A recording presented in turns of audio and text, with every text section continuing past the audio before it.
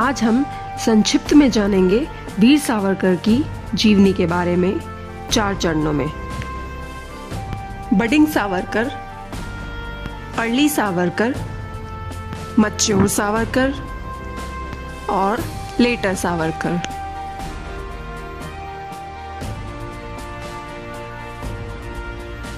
वीर सावरकर का जन्म 28 मई 1883 को नासिक के भागपुर गांव में हुआ था।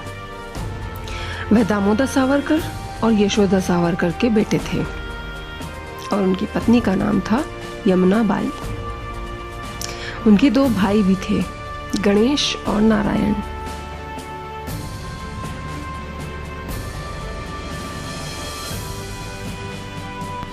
उनका पूरा नाम विनायक दामोदर सावरकर था।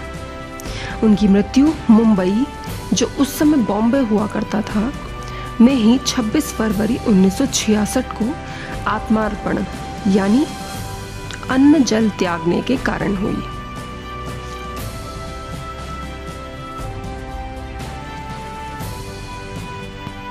वह अपनी राजनीतिक पार्टी हिंदू महासभा में काफी उच्च पद पर थे। वीर सावरकर ने अपनी पढ़ाई बैचलर ऑफ आर्ट्स में फर्गुसन कॉलेज महाराष्ट्र से की।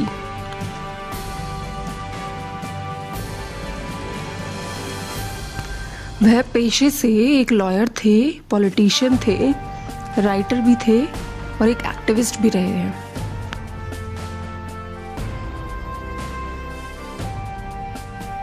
उनका एक प्रसिद्ध कथन है, Hinduise all politics and militarise Hindudom, यानी कि सभी राजनीति का हिंदूकरण करें और हिंदुत्व का सैन्यकरण करें।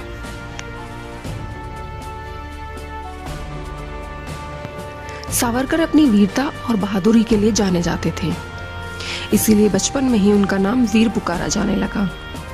इस तरह उनका नाम वीर सावरकर पड़ा। वीर सावरकर अपनी युवावस्था में ही काफी क्रांतिकारी विचारों वाले बन चुके थे। वह लाला लाजपत राय, बाल गंगाधर तिलक और बिपिन चंद्र पाल, जिन्हें लाल बाल पाल के नाम से भी जाना जाता है, जैसे उग्र नेताओं से अत्यधिक प्रभावित थे। श्यामजी कृष्ण वर्मा, जिन्हें वीर सावरकर की पढ़ाई में काफी मदद की थी और उन्हीं की मदद से छात्रवृत्ति मिलने पर इंग्लैंड अपनी लॉ की पढ़ाई पूरी करने भी गए।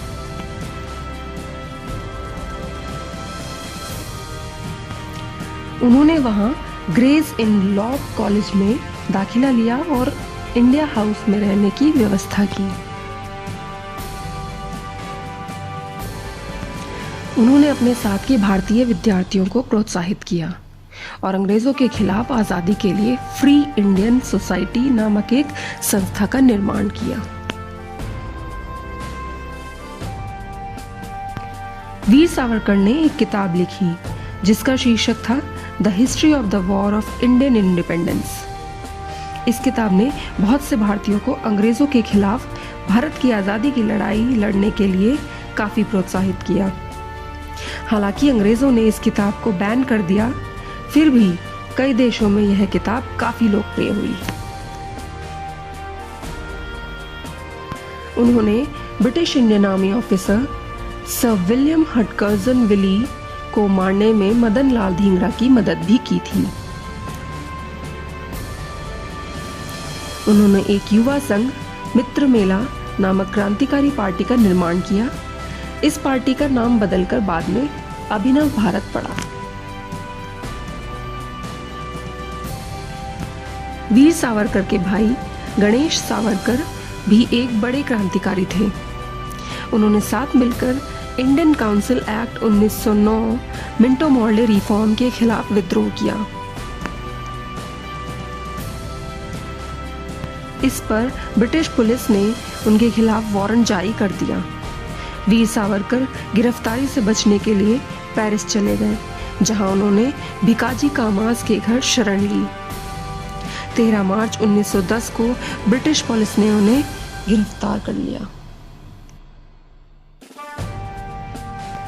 इस गिरफ्तारी पर फ्रांस सरकार ने आपत्ति जताई कि कैसे गैरकानूनी तरीके से ब्रिटिश पुलिस ने वीर सावरकर को गिरफ्तार किया। इसके बाद अंतर्राष्ट्रीय कोर्ट में दोनों सरकारों के बीच मुकदमा चला। अंत में नतीजा ब्रिटिश सरकार के पक्ष में आया और वीर सावरकर को 50 साल की कैद हो गई। इसके बाद उन्हें 4 जुलाई 1911 को काला पानी भेज दिया गया।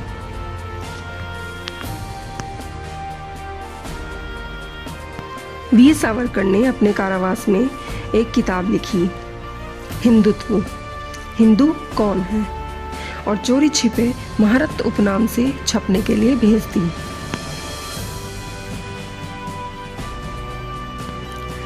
जनवरी 1924 को जेल से रिहा होने के बाद उन्होंने रत्नागिरी हिंदू सभा को स्थापित करने में मुख्य भूमिका निभाई।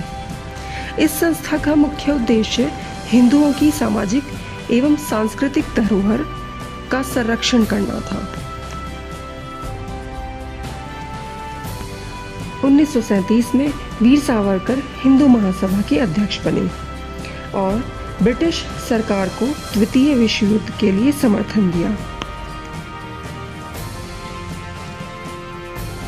वह इंडियन नेशनल कांग्रेस के महात्मा गांधी द्वारा चलाए गए भारत छोड़ो आंदोलन और देश के बंटवारे के विचार के काफी बड़े आलोचक थे। उन्होंने एक ही देश में 2 राष्ट्र का सुझाव दिया।